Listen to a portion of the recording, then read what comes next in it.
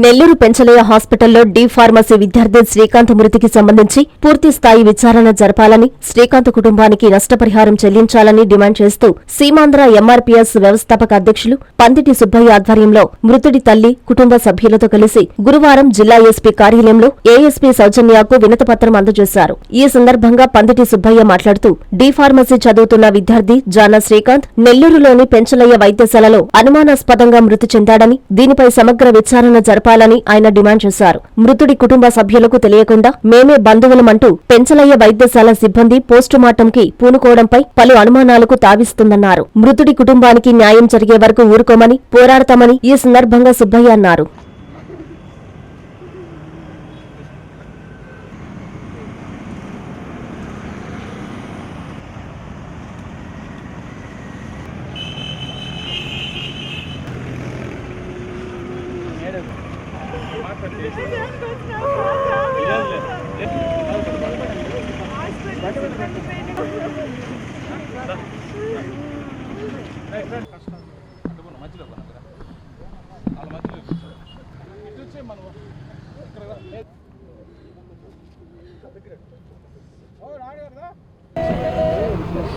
మా తమ్ముడు ఏ కారణం వల్ల ఏం జరిగిందో మాకు తెలియదు, కానీ అధికారులంతా కలిసి మా తమ్ముడు ఏం జరిగిందో అక్కడ హాస్పిటల్ పైన చర్యలు తీసుకోవాల్సిందిగా కోరుచున్నాం. మేము మా తమ్ముడు ఎలా జరిగిందో తెలియదు మాకు.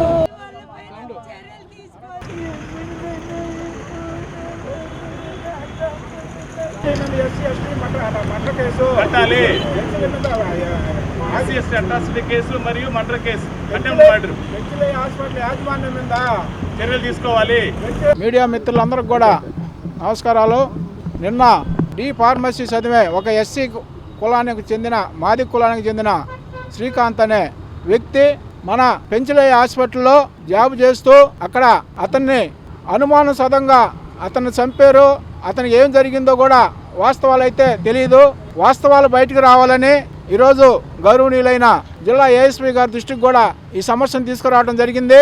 అదేవిధంగా ఆ పిల్లోడు 20 సంవత్సరాల కుర్రోడు, 20 సంవత్సరాలు ఎస్సీ మాది కులానికి చెందిన కుర్రోడు, సత్యసాయి జిల్లా వ్యక్తి. ఇక్కడ చదువుకుంటూ ఇక్కడ పెంచలయ్య హాస్పిటల్లో అవుట్ సోర్సింగ్ జాబ్ చేసుకుంటూ జీవనం సాగిస్తూ ఉన్నాడు. మధ్యలో ఏం జరిగిందో కానీ నిన్న 10:30కి ఆ అబ్బాయి చనిపోయినట్టుగా వార్తలు వచ్చాయి. ఇది ఏమాత్రం కూడా ఆ హాస్పిటల్లో అబ్బాయిని చంపారు, ఆ అబ్బాయి కరెంటు పట్టుకొని చచ్చిపోయారు అనే విధంగా హాస్పిటల్ యాజమాన్యం రకరకాలుగా దాన్ని సృష్టించే ప్రయత్నాలు చేస్తూ ఉన్నాయి. దీని మీద పూర్తి ఎంక్వైరీ చేసి ఆ పిల్లోడు ఎందువల్ల చనిపోయాడు, అప్పుడు దాకా ఈ హాస్పిటల్ కూడా మేము సీజ్ చేయాలని మేము డిమాండ్ చేస్తూ ఉన్నాం. ఈ వాస్తవాలన్నీ హాస్పిటల్ కానీ అట్టే ఉంటే వాస్తవాలను తారుమారు చేసే పరిస్థితులు కూడా ఉన్నాయి. అందువలన ఈ సమస్యని గౌరవనీయులైన జిల్లా కలెక్టర్ గారి దృష్టికి తీసుకొచ్చి ఆ హాస్పిటల్ మీద ఎంక్వైరీ చేసి హాస్పిటల్ని సీజ్ చేసి ఆ కుటుంబానికి కూడా నష్టపరిహారం ఇవ్వాల్సిందిగా మేము డిమాండ్ చేస్తూ ఉన్నాం. అదేవిధంగా ఆ శ్రీకాంత్ పిల్లోడు చనిపోయిన దానికి ఆ హాస్పిటల్ యాజమాన్యం మీద SC/ST అట్రాసిటీ కేసు, అదేవిధంగా మర్డర్ కేసు కూడా కట్టాలని మేము డిమాండ్ చేస్తూ ఉన్నాం. ఎందువల్ల అంటే అతను ఇక్కడ సత్యసాయి జిల్లా వాడు, ఇక్కడ ఎవరు లేరు అనే విధంగా ఈ కేసును తారుమారు చేసే విధంగా చర్చలు జరుగుతూ ఉన్నాయి. దాన్ని ఏమాత్రం కూడా మేము శ్రమించేది లేదు. ఆ కుటుంబానికి అండగా ఉండి ఆ కుటుంబానికి న్యాయం జరిగే వరకు మేము అందరం కూడా ఎంఆర్పీఎస్ తరఫున, all India SC/ST BC minority తరఫున, జనసేన తరఫున కూడా మేమందరం కూడా పోరాటం చేసి ఆ కుటుంబానికి అండగా ఉంటామని తెలియజేస్తా ఉన్నాం. అదేవిధంగా ఇప్పుడు మేమందరం కూడా ఆ టీమ్గా పోయి ఆ హాస్పిటల్ పరిసర ప్రాంతాలు కూడా మేము చెక్ చేసి అదేవిధంగా 1 టౌన్ సిఐ గారిని కూడా కలవటం జరుగుతుంది. అందువలన ఈ కుటుంబానికి న్యాయం జరగాలంటే మీ మీడియా కూడా ఈ కుటుంబానికి అన్ని విధాల సహకారాలు అందించాలని మేము డిమాండ్ చేస్తూ ఉన్నాం. ఎందువల్లంటే ఈరోజు ఆ కుటుంబానికి చేతినిచ్చే బిడ్డ చనిపోవటం అంటే ఎంత కడుపు, ఆ తల్లి కడుపు ఎంత బాధో మనందరం కూడా ఒక్కసారి అర్థం చేసుకుంటే మనందరం కూడా తెలుస్తుంది. చేతికి వచ్చిన బిడ్డ ఈరోజు చనిపోవటం అంటే ఆ కుటుంబం పడే నరకయాతన ఎంత బాధో ఒక్కసారి మనం కూడా ఆ స్థానంలో ఉండి ఆలోచిస్తే దాని గురించి తెలుస్తుందని మేము తెలియజేస్తూ ఉన్నాం. అదేవిధంగా ముందుగా ఇమీడియట్లుగా ఆ హాస్పిటల్ని సీజ్ చేసి ఆ హాస్పిటల్ యాజమాన్యం మీద SC ST atrocity case 307 case కట్టాలని మేము డిమాండ్ చేస్తూ ఉన్నాం. లేకపోతే ఈ దళిత సంఘాలు ఎంఆర్పిఎస్ తరఫున హాస్పిటల్ని కూడా ముట్టడిస్తామని మేము తెలియజేస్తూ ఉన్నాం. డేగా Ravi Raghavendra, all India SC ST BC and minority United forum జాతీయ అధ్యక్షుడిని. ముందుగా మీడియా మిత్రులందరికీ నమస్కారం. నిన్నటి రోజున జానా శ్రీకాంత్ అనేటటువంటి కుర్రాడు సన్ ఫార్మా అనేటటువంటి ఇన్స్టిట్యూట్లో చదువుతూ ఉన్నాడు.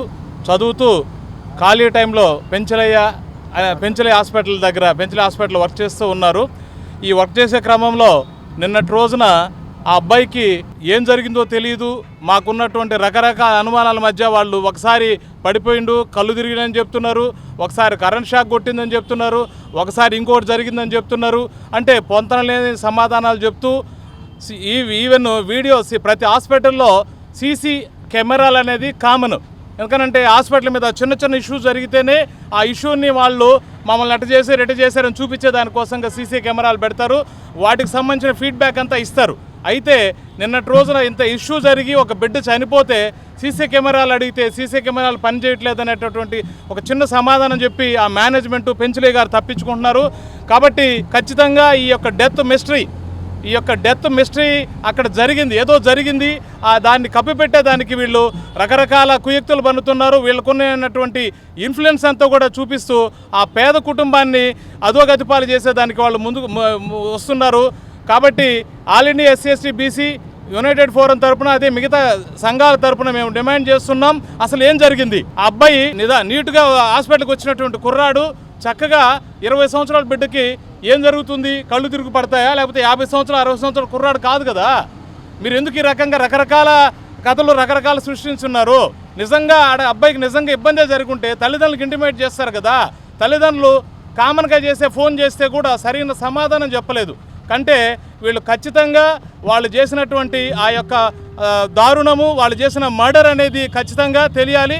దీన్ని మేము కన్సర్న్డ్ ఏఎస్పీ గారు మేడం గారికి కూడా విన్నవించడం జరిగింది. మేడం గారు కూడా సహృదయంతో వారు చక్కగా విన్నారు, న్యాయం చేస్తా అని చెప్పి హామీ ఇచ్చారు. మాకు న్యాయం చేస్తారనే నమ్మకం కూడా ఉంది. అయితే ఈ న్యాయం చేసే మధ్యలో అక్కడ హాస్పిటల్లో జరిగినటువంటి విషయాల్ని వాళ్ళు తారుమారు చేసే పరిస్థితి ఉంది. కాబట్టి ఆ తారుమారు చేసే పరిస్థితి జరగకుండా ఉండాలంటే ముందుగా ఆ మేనేజ్మెంట్ని ముందుగా అరెస్ట్ చేయాలి.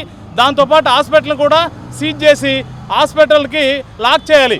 సీజ్ చేసిన తర్వాత మాత్రమే అక్కడ ఏం జరిగింది తెలుస్తుంది. లేదనంటే ఈ యొక్క జరిగినటువంటి విషయాలన్నీ కూడా రకరకాలుగా వెళ్ళేటువంటి ప్రమాదం ఉంది.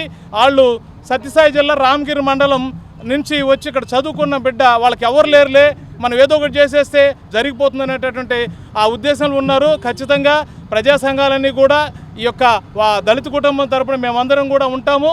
ఖచ్చితంగా దీనికోసం ఎంతవరకైనా పోరాటం చేస్తాం. దీని మీద సరైనటువంటి యాక్షన్ తీసుకోకపోతే ధర్నా చేసేదానికి కూడా మేము అన్ని రకాలుగా ముందుకుంటామని తెలియజేస్తూ ఉన్నాం. నా పేరు లక్ష్మీ మల్లేశ్వరరావు, నేను నెల్లూరు జిల్లా జనసేన పార్టీ. నిన్న సాయంత్రం న్యూస్ ఛానల్లో వచ్చిన విధంగా నిన్న మధ్యాహ్నం 12:30కి పెంచలయ్య హాస్పిటల్లో జానా శ్రీకాంత్ అనే అబ్బాయి చనిపోయాడు అని చెప్తున్నారు. ఆ తర్వాత జై భారత్ హాస్పిటల్కి తీసుకెళ్లారు, అక్కడే బ్రాడ్ డెడ్ అని చెప్పారు. అక్కడి నుంచి పెద్ద హాస్పిటల్కి తీసుకెళ్ళి ఎవరెవరో రకరకాలుగా ఉంచి 7:30 దాకా అంబులెన్స్లోనే ఉంచి అమ్మా నాన్నలు అంటూ కొంతమంది వేశారని పిల్లలు చెప్తున్నారు. చాలా బాధాకరం. అసలు సీసీ ఫుటేజ్ ఇవ్వట్లేదు ఒకటి, అసలు హాస్పిటల్ సిబ్బంది నిర్లక్ష్యంగా ఉన్నారు. వీళ్ళు ఎక్కడో రాప్తాడు మండలం నుంచి వచ్చి ఇక్కడ అబ్బాయి చదువుకుంటూ తన కుటుంబానికి చేదోడు వాదోడుగా ఉండడానికి పార్ట్ టైం జాబ్గా చేస్తున్నాడు. ఈ అబ్బాయి చనిపోయిన దానికి సమగ్ర దర్యాప్తు చేసి ఆ కుటుంబానికి న్యాయం చేసి నిజానిజాలు బయటకు తెలియజేయాలని ఈరోజు గౌరవనీయులైన ఎస్పీ గారికి ఏఎస్పీ గారిని కలిసి మెమోరాండం ఇవ్వడం జరిగింది. ఈ విషయం తొందరగా నిజానిజాలు తేల్చి ఆ కుటుంబానికి తగు న్యాయం చేయాలని కోరుకుంటున్నాము. ఆల్రెడీ రాత్రి ఇన్ఫామ్ చేశాము మేము పార్టీ ఆఫీస్కి. ఈ అబ్బాయి ఒక జన సైనికుడు, రాప్తాడు మండలం నుంచి వచ్చారు. మాకు అక్కడ రాప్తాడు మండలం జనసేన ఇన్ఛార్జు మాకు ఫోన్ చేసి ఇట్లా చెప్పారు. అప్పటికే మేము హాస్పిటల్ దగ్గరికి వెళ్తే చాలామంది వివిధ సంఘాల వాళ్ళు అయితే అందరూ వచ్చి ఉన్నారు.